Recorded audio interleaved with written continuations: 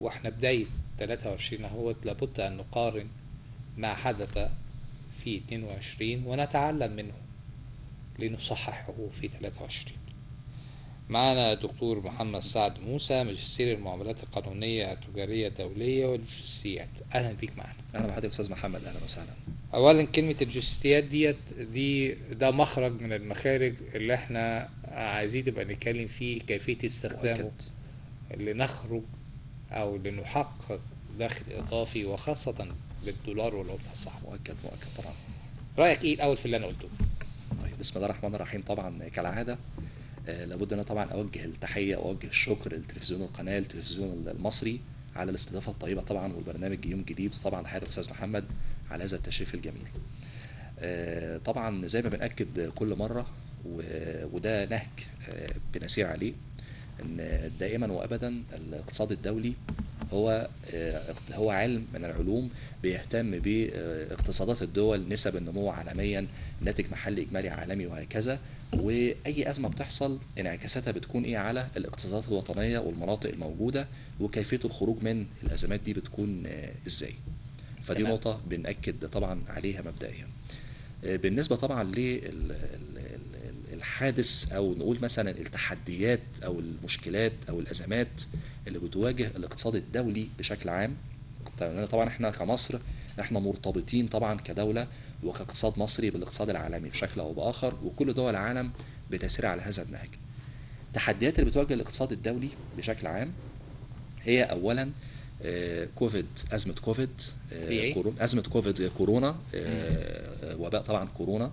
دي طبعا ده طبعا كان احنا ماسكين من تحديدا من النقطه دي، من نقطه كورونا تحديدا على وجه التحديد، لان طبعا كان لها تبعات رهيبه جدا، وزي ما هنيجي دلوقتي كمان وما تلاها من توابع. عندنا ازمه كورونا دي اول ازمه او اول تحدي واجه الاقتصاد الدولي. طبعا كلنا شفنا دول العالم اغلقت تماما اقتصادات، اغلقت مدن كبيره ودول كبرى زي طبعا الصين، اللي هي الى الان ملتزمه بنسبه زيرو كوفيد او زيرو كورونا طبعا. وده طبعا تاثيره الكبير جدا على حجم الاقتصاد سواء في الصين او في الولايات المتحده او حتى كاقتصاد دولي. فده اول تحدي كان بيواجه الاقتصاد الدولي، ازمه كورونا. نتج عن ازمه كورونا طبعا لما حصل تعافي، فنتج عن ده تضخم في الولايات المتحده الامريكيه. تضخم في الولايات المتحده الامريكيه كاكبر اقتصاد عالمي، معروف طبعا الولايات المتحده الامريكيه حجم الناتج المحلي الاجمالي فيها 23 طبقا لارقام 22 23 تريليون دولار، اول قوه اقتصاديه في العالم واكبر قوه اقتصاديه في العالم. والصين مكانها رقم 2. الصين رقم 2 بناتج محلي اجمالي 18 تريليون دولار. الولايات المتحده 23 تريليون، الصين 18 تريليون دولار. فطبعا نتج عن ده ان في تضخم في الولايات بس طب المتحده. في معلش أنا يعني عشان اتفضل اتفضل. المعلومة بس تصل للسادة المشاهد. في مصانع كتير جدا أمريكية فتحت أفرع ليها أو أغلقت. الفرع الرئيسي في الولايات المتحدة الأمريكية هو فتحت في قلب الصين. مظبوط مظبوط. فده يعمل يعني هنا نزول وهنا صعود. ده مظبوط. بالنسبه للجزئيه دي طب خلاص خلينا احكي مع حضرتك في الجزئيه دي، واجل جزئيه تضخم في امريكا، جزئيه التباطؤ في الاقتصاد الصيني ده اللي احنا من جايين له. الشركات اللي حضرتك بتتكلم عليها زي مثلا شركه ابل على سبيل المثال دي، وشركات تكنولوجيا كتير، هي ضحت فعلا في السوق الصيني، ولكن حصل لتوائمات معينه في الولايات المتحده الامريكيه ان هي بدات تخرج بره الاقتصاد الصيني وبدات تروح على الاقتصاد الهندي على سبيل المثال. وفي ناحيه كمان اقتصاديه في الموضوع ده عايز اقول لحضرتك عليها، ان سياسه زي ما قلنا سياسه زيرو كوفيد الموجوده في الصين على سبيل المثال اثرت بشكل كبير على الاقتصاد الصيني وعملت فيه تباطؤ. فالتباطؤ ده طبعا الشركات عايزه تتوسع، فالشركات مش قادره تتوسع في الاقتصاد الصيني فخرجت بره، يعني خرجت بره الاقتصاد الصيني، مجموعه من الشركات خرجت منه. فمظبوط ان فعلا في شركات راحت من الولايات المتحده ومن اوروبا على الصين، وده كان طبعا كلام موجود من زمان لاسباب طبعا اقتصاديه كتير، ولكن البعض خارج الاقتصاد الصيني. لو ما بنيجي نتكلم عن التضخم في الولايات المتحده كاحد التحديات اللي بتواجه العالم، طبعا التضخم في امريكا. لما بنقول الولايات المتحده الامريكيه بنقول ان 19% من الاستهلاك العالمي، او يعني عايزين نقول كده خمس استهلاك العالم بيتم في الولايات المتحده الامريكيه. الولايات المتحده او الشعب الامريكي بيستهلك خمس ما ينتجه العالم من سلع وخدمات. فطبعا اي هزه في الاقتصاد الامريكي بتاثر بالدايركت طبعا على طب كل. بيستهلكوا ليه بالكم الشديد ده يعني؟ لانه طبعا لان دوله، عددهم اقل من الخمس العدد العالمي يعني. دولة عايش في طبعا بكتير، يعني عايش 320 مليون تقريبا او 350 مليون امريكي تقريبا على الاراضي الامريكيه. ولكن الاستهلاك ده شيء صحي جدا وشيء مهم جدا بالنسبه لاي اقتصاد، لان طبعا ده مع الاستهلاك بشكل عام بيتم حسابه كعامل من عوامل تحديد الناتج المحلي الاجمالي. نسب نمو الاقتصاد بتاعنا كل طبعا بالتالي ده بيؤثر على الاقتصاد الكلي وعلى السياسات الاقتصاديه الكليه بشكل عام. فالتضخم في امريكا ده معناه ان طبعا في طبعا مشكلات موجوده في معروض كان من السلع. طبعا ده كل دي توابع ازمه كورونا. في طبعا المعروض السلعي الموجود في الولايات المتحده الامريكيه طبعا قل، في طلب بشكل كبير موجود، فيحصل تضخم في الولايات المتحده الامريكيه.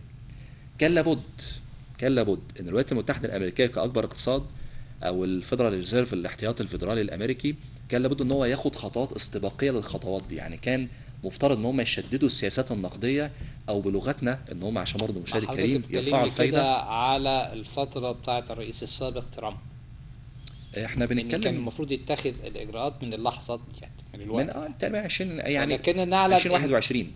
يعني ان الرئيس ترامب يعني نوعيه من النوعيات التي لن تتكرر في مجال العمل السياسي على مستوى العالم وعلى مستوى امريكا اعتقد يعني. هو تحديدا استاذ محمد نقدر نقول من جو بايدن، لان جو بايدن تولى في يناير 2021. فاحنا نقدر نقول ان بدأ الاقتصاد العالمي يتعافى بدءا من الربع الاول في يناير، او الربع الاخير حتى من 2020 عام مالي عالمي 9 من 9 ل 12 2020. وبنتكلم من شهر يناير 2021 في عهد جو بايدن. فكان مفترض ان الولايات المتحده الامريكيه انها تشدد وطبعا ده يعني راي اقتصادي، انها تشدد السياسات النقديه في التوقيت ده، علشان طبعا هيحصل نواتج او توابع لازمه كوفيد. هيحصل طبعا ليه زي ما احنا شايفين في العالم كله دلوقتي، والتشديد في السياسات النقديه. تضخم في الولايات المتحده الامريكيه اخذنا لاحد تحديات الاقتصاد الدولي، وهي طبعا رفع طبعا الفدرالي الامريكي للفوائد طبعا على الودائع عنده. طبعا ده عمل ازمه في اقتصادات الدول الناشئه في التوقيت ده، وما زلنا طبعا عايشين في هذا الامر. ان تم طبعا سحب كل الدولارات الموجوده في العالم، او يعني مش كل طبعا، يعني معظم الناس مثلا اللي بتستثمر زي الهوت ماني او اللي بتستثمر في ادوات الدين الحكوميه، بدات ان هي تروح على الولايات المتحده الامريكيه كاقتصاد متقدم واقتصاد قوي واقوى اقتصاد في العالم. بدات طبعا تحط فيه الودائع بتاعتها، لان طبعا الفوائد في الولايات المتحده اي نعم لما بتبقى 500 نقطه اساس او 300 نقطه اساس، فهي بالنسبه للمستثمر اقتصاد امريكي اقتصاد قوي، وزي ما قلنا اول اقتصاد في العالم، وزي ما قلنا اقتصاد متقدم. فبالتالي اقتصاد مضمون الاستثمار فيه عن طريق طبعا وضع الاموال داخل كودائع داخل البنوك. اللي اتكلمنا عن كوفيد واتكلمنا عن نواتجها كتضخم في امريكا ورفع نسبه الفايده في الولايات المتحده، من ضمن برضو التحديات اللي واجهت الاقتصاد الدولي هي تباطؤ الاقتصاد الصيني. يعني تباطؤ الاقتصاد الصيني. يعني تخيل حضرتك كده، هدي حياتك رقم اللي طبعا لسه صادر عن مستجدات تقرير مستجدات افاق الاقتصاد العالمي في يناير 2021. دي تقارير صادره عن مجموعه الاي ام اف، البنك الدولي، صندوق النقد الدولي. تخيل حضرتك دوله زي السعوديه، احنا بنتكلم في تباطؤ في الاقتصاد الصيني. المملكه العربيه السعوديه نسبه النمو فيها، نمو ناتج محلي فيها في 2022 6.1%. في 2023 النسبة هبطت ل 3.3% توقعات الاي ام اف. 2024 2.3%. شوف نسبة هبوط الاقتصاد السعودي نازلة ازاي، او نسبة نمو الاقتصاد السعودي طبعا في تناقص. لا بس عشان نوضح القصة دي، اسمح لي ان احنا نقول اتفضل. ان كان الصين وصلت بمعدلات النمو الى 12%. طبعا ده في مراحل طبعا في سابقة. مرحلة من المراحل. ده مظبوط. بس عايز اقول لحضرتك بيسموه اعجاز من الاعجازات. ده مظبوط. هو انا يعني تقديري لهذا الامر ان الاقتصاد الصيني مش هيوصل مره ثانيه لنسب النمو دي، ودي طبعا عوامل هنوضح زي ما طبعا العوامل الديموغرافيه والكلام ده كله.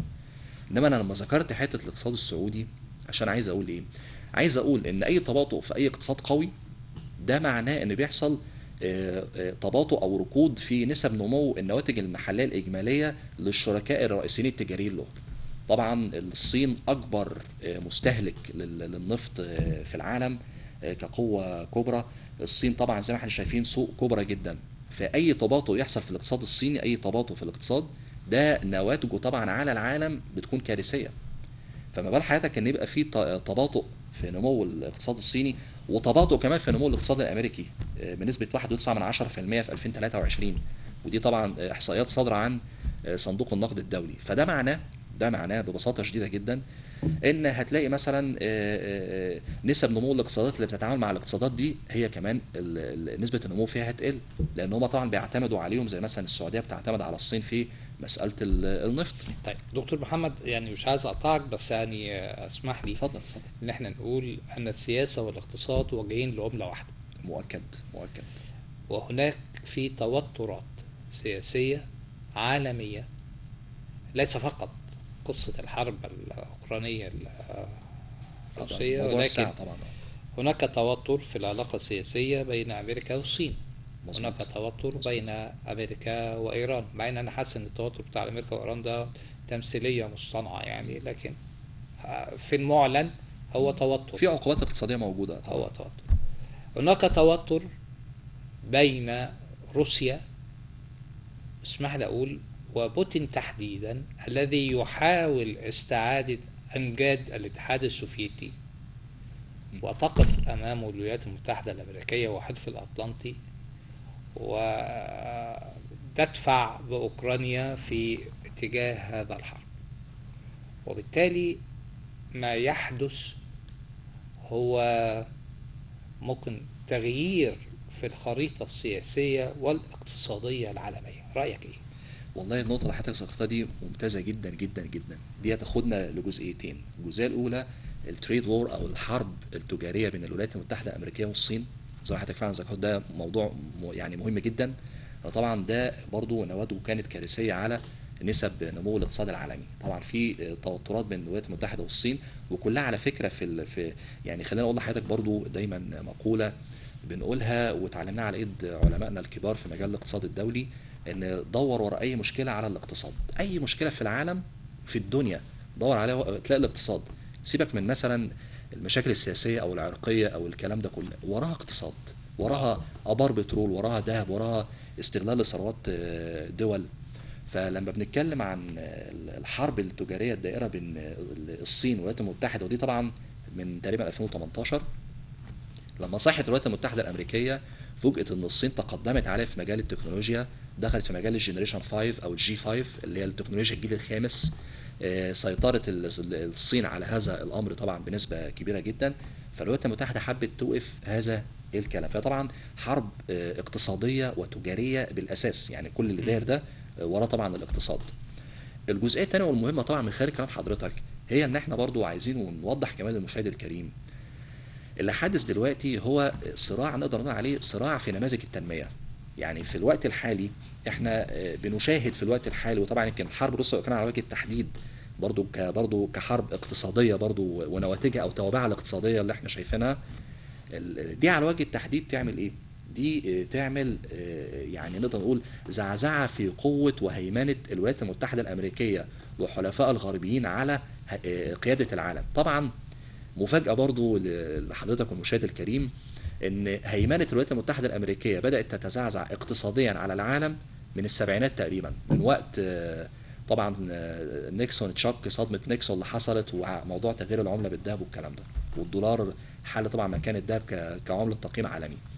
انما في الوقت الحالي فعليا مع صعود قوى زي قوى البريكس، الصين وروسيا وطبعا حلفائهم ومن يسير على نفس النهج التنموي بتاعهم، فكده هنوصل لمرحله ان داخلين على عالم متعدد الاقطاب. فطبعا اللي بيحصل دلوقتي عمليه تاخير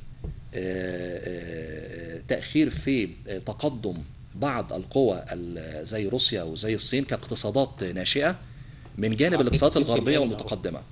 الهند برضو طبعا بتتقدم، بتاخد خطوات قوية جدا يعني. طبعا وعلى فكره ويعني برضو ممتاز جدا برضو ذكر جزئيه الهند، لان الهند طبعا احد يعني الهند تقريبا الاقتصاد رقم اعتقد الاقتصاد الخامس على مستوى العالم، نسب نمو طيب ناتج محلي 3.7 تريليون. يعني بعض الآراء السياسية بتقول إن من الواضح أن الولايات المتحدة الأمريكية بتسقط من القمة، وتساقطها يعني بخطوات سريعة وليس حتى بخطوات قليلة. وفي نفس الوقت هناك دولة زي الصين بتصعد وما زالت تصعد على الرغم من كورونا اللي كانت فيها بشكل كبير، وعلى الرغم من التحور اللي حصل عندها برضو من كورونا. والصين زعلانة قوي على فكرة من الدول اللي قفلت قدام مواطنيها السفر يعني بسبب الموضوع ده. والهند وروسيا. وروسيا يعني انا يعني معجب ومتيم بشخصية الرئيس الروسي بشكل غير عادي. يعني راجل قوي جدا وماكر جدا، فعلا ثعلب مقاري يعني بشكل كبير. بيستعيد امجاد الاتحاد السوفيتي مرة اخرى. حاجات تانية سياسية لو دخلنا فيها يعني وقت البرنامج مش هيكون كفاية، ولكن في النهاية نحن في صراع مستمر، في صراع دائم. يهمنا بلدنا طبعا نخرج بيها من الأزمة بتاعتنا ديت. والتأثير اللي نتكلم بيتم على أهم التحديات اللي واجهت الاقتصاد المصري في عام 22 وكيفية التغلب عليه في 23 شهر. طبعا ده سؤال عظيم جدا ومهم جدا، واستكمالا برضو اللي احنا بنتكلم فيه. احنا ذكرنا التحديات اللي تخص الاقتصاد الدولي بشكل عام والازمات طبعا المتواليه. برضو نقول كده رقم على سبيل الذكر، طبعا تقرير الانكتاد دي منظمه التجاره اللي هي يونايتد نيشن كونفرنس تريد اند ديفلوبمنت، اللي هي منظمه الامم المتحده للتجاره والتنميه، ودي خاصه طبعا بالارقام الخاصه بالاستثمار الدولي. الاقتصاد العالمي خسر ما يقرب من 4 تريليون دولار من السياحة والسفر، يعني السفر بالطائرات والسياحة طبعا. فاحنا بنقول ان توابع ونواتج الأزمة كوفيد كورونا، وطبعا روسيا وأوكرانيا، وطبعا التضخم في الولايات المتحدة، والحرب التجارية الأمريكية الصينية، وتباطؤ الاقتصاد الصيني، ورفع الفائدة في الولايات المتحدة. كل الكلام ده، كل العوامل دي مجتمعة جت طبعا كخبطات مره واحده في راس الاقتصاد الدولي، فاثرت بالتالي على نسب نمو كافه اقتصادات العالم. بالنسبه لنا احنا بقى في مصر، بالنسبه للاقتصاد المصري، احنا برضو عايزين برضو نعرف المشاهد الكريم اللي موجود عندنا ايه والعالم شايفنا ازاي. احنا عندنا في مصر هنا، مصر طبقا لتصنيف صندوق النقد الدولي، طبعا العالم مقسم ل3 طبقات. كنا زي ما بنقول دول متقدمه ودول ناميه.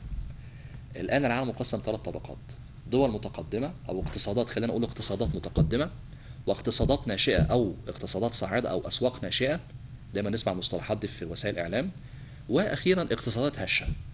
جمهورية مصر العربية أو الاقتصاد المصري مصنف من ضمن الاقتصادات الناشئة، من ضمن الأسواق الناشئة، من ضمن الاقتصادات الصاعدة. فده تصنيف الاقتصاد المصري عالميا.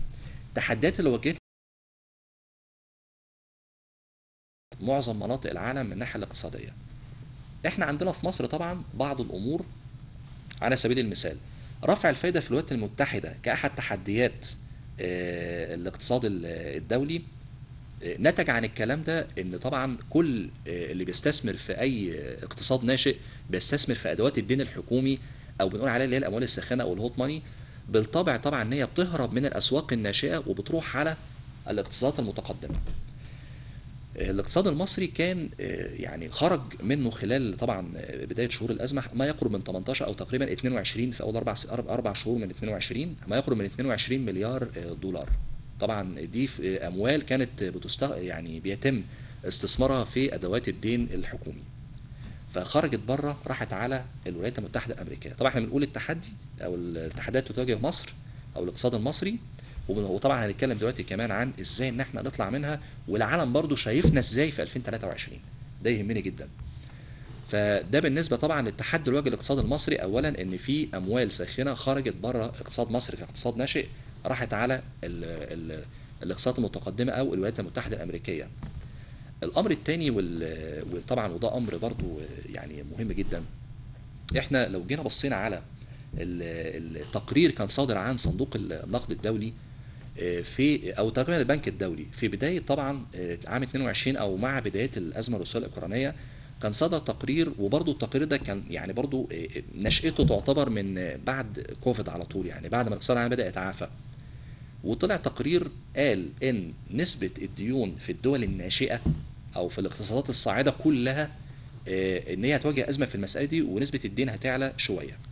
لو جينا بصينا على اخر تقرير صدر في المسألة دي في شهر 11 اللي فات، هنلاقي ان نسبة الديون في الاسواق الناشئة على مستوى العالم نسبتها 96.8 تقريبا تريليون دولار. حجم الدين العالمي كله يساوي حجم الناتج المحلي العالمي بثلاث مرات، يعني 300%. الاقتصاد العالمي كله بينتج بما يقرب من 100 تريليون دولار، يعني واحد وقدامه 14 صفر. حجم الديون العالمية كلها 350 تريليون دولار. يعني العالم كله لو قعد يشتغل ولا ياكل ولا يشرب يسد ديونه بعد 3 سنين او 3 سنين ونص تقريبا. مؤكد ان الكلام ده طبعا بيأثر علينا احنا كمان في مصر.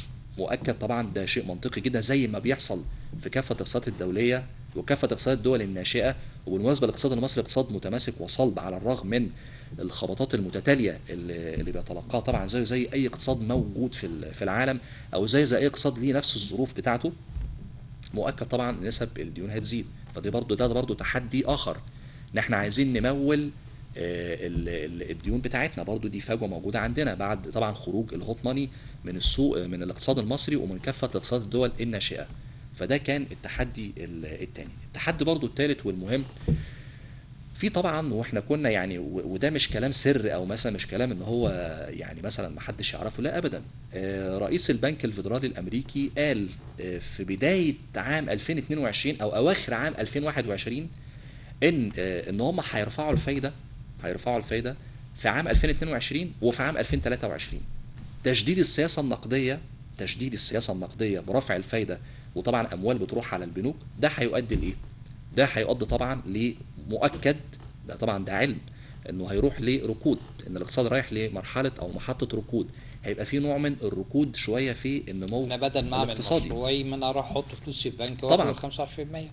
طبعا لان هو برضو فين المشاريع اللي بيجيب اكتر من 25%؟ طبعا في ناس اكيد مؤكد انها هتفكر بنفس الطريقه. رفع طبعا الفوائد طبعا بيضر بالبورصه، واسهم البورصه طبعا بتهبط. رفع الفوائد طبعا بيضر بسوق الذهب. رفع الفوائد بيضر بالاف دي اي بشكل عام، او الفورين دايركشن انفستمنت، او اللي هي الاستثمار الاجنبي المباشر بشكل عام. فدي مجموعه من التحديات الموجوده. طبعا ديون طبعا الاسواق الناشئه زي ما طرحنا، نواتج طبعا كوفيد، طبعا برضو رفع الفايده في الولايات المتحده، الهوت ماني. فده كله او دي مجموعه التحديات اللي بتواجه طبعا الاقتصاد المصري. اخرج بقى من التحدي ده ازاي؟ هو ده طبعا المهم. اخرج من التحدي في مبادره صدرت من يومين تقريبا، باسمها مبادره دعم المبادرات او القطاعات الانتاجيه، الزراعه والصناعه. كيفيه تتغلوا بقى على كل التحديات او على بعض التحديات دي ازاي؟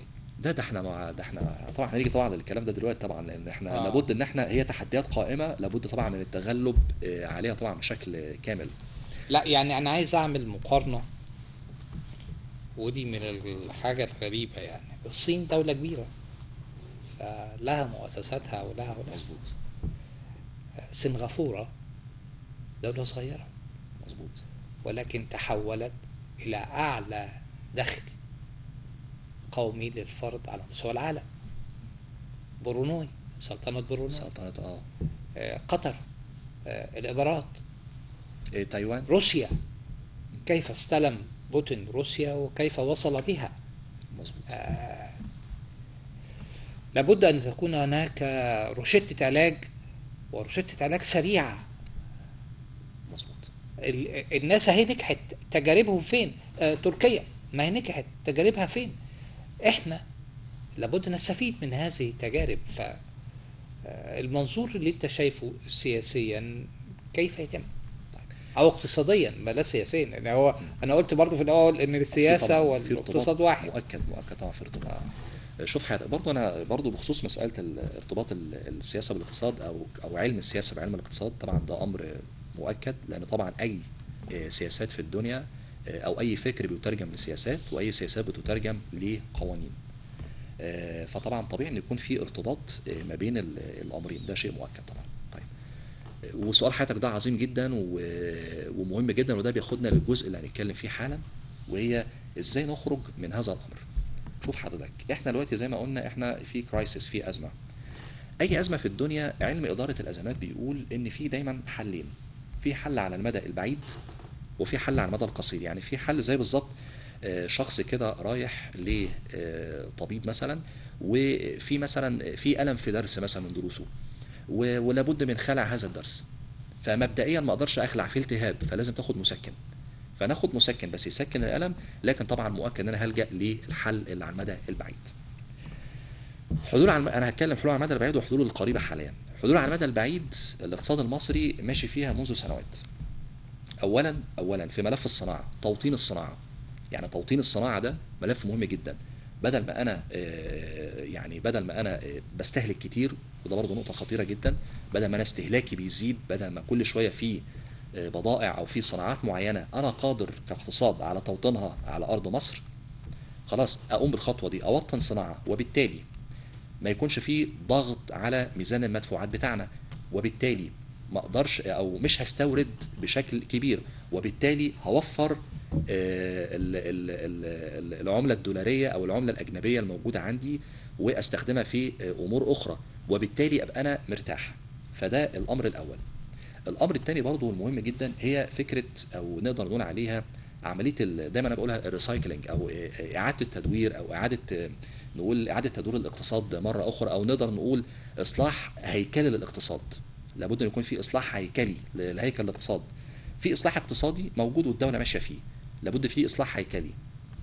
صعب جدا انا في ظل طبعا القرن ال21 وبنتكلم على الجي 4 والجي 5 وكمان في جي 6 اللي هي الاجيال المتعاقبه من التكنولوجيا، ومثلا في مصالح معينه ممكن يبقى فيها عدد من الموظفين كبير، الدوله طبعا بتحاول تلم الامور دي وبتدخل التكنولوجيا طبعا بشكل اكبر في العمليه الاداريه. ففي امور موجوده بالفعل، في امور موجوده، ولكن الامور دي يا استاذ محمد طبعا معلوم جدا ان هي طبعا لابد انها تاخد وقتها، لازم طبعا تاخد الوقت بتاعها.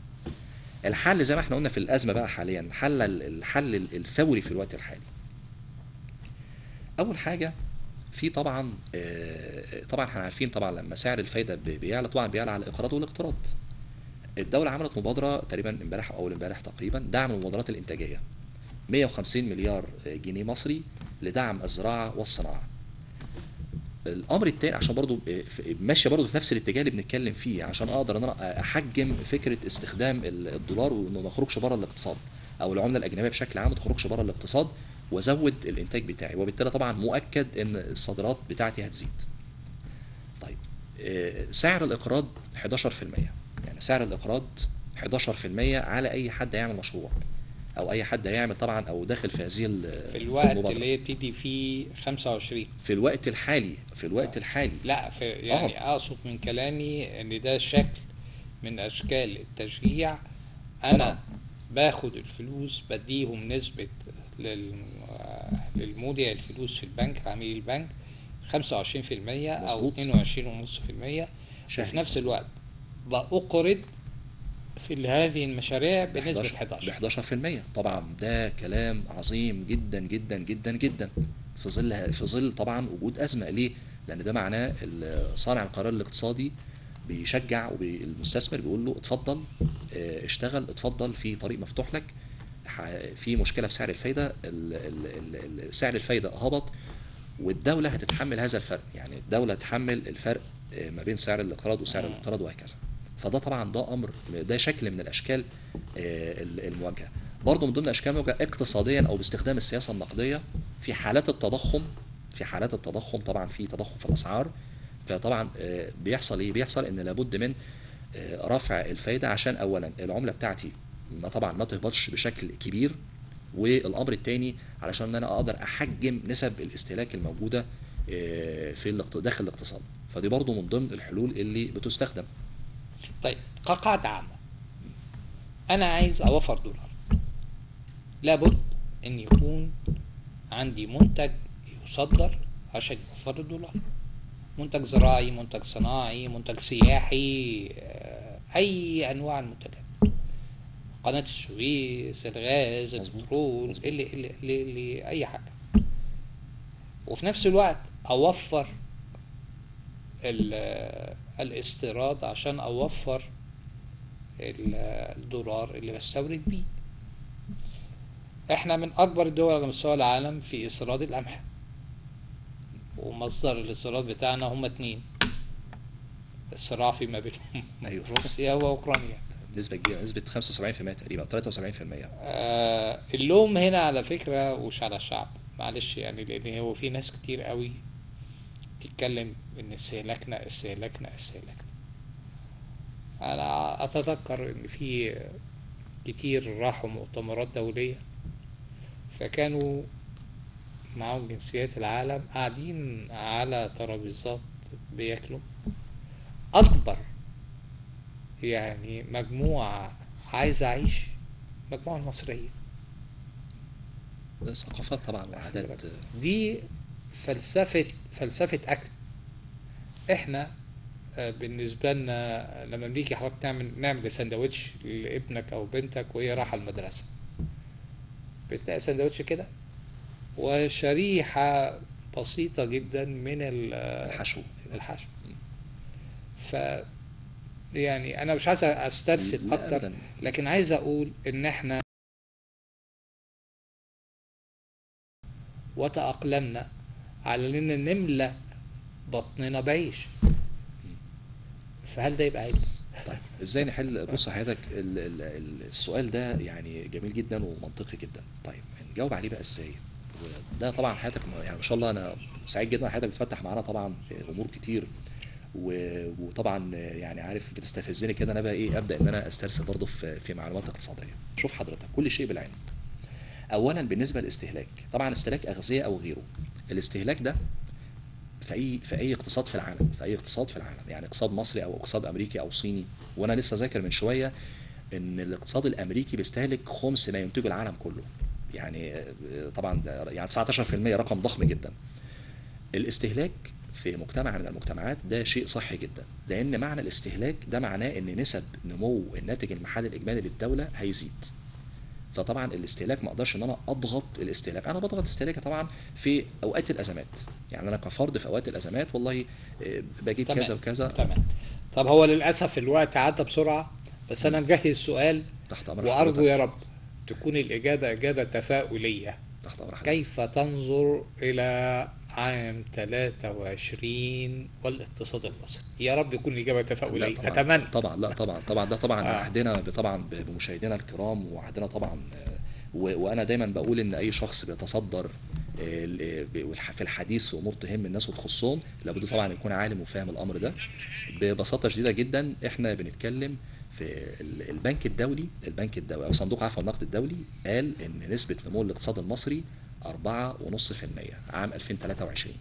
امريكا 1.9%، السعودية 3.3%، تباطؤ في الاقتصاد الصيني، تباطؤ في نسب نمو اقتصادات كبيرة جدا، ما عدا الاقتصاد المصري من الاقتصادات اللي هيكون فيها صعود على المستوى بهذه النظرة التفاؤلية يعني يا رب يتحقق يعني انتصار ذاتي لينا على أرض مصر بإذن الله.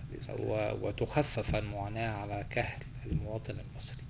في النهاية بنشكر الدكتور محمد سعد موسى، ماجستير المعاملات القانونية التجارية الدولية واللوجستيات. على فكرة كنت مجهز اللوجستيات اللي احنا كنا بنتكلم فيها لكن الوقت أخذنا. مشاهدينا الكرام، بنظر التفاؤل ننظر أمامنا، بنظرة أمل ننظر أمامنا، وتفاءلوا بالخير تجدوا، وإن شاء الله يا رب يكون بكرة أحسن من النهاردة. شكرا لكم وإلى اللقاء.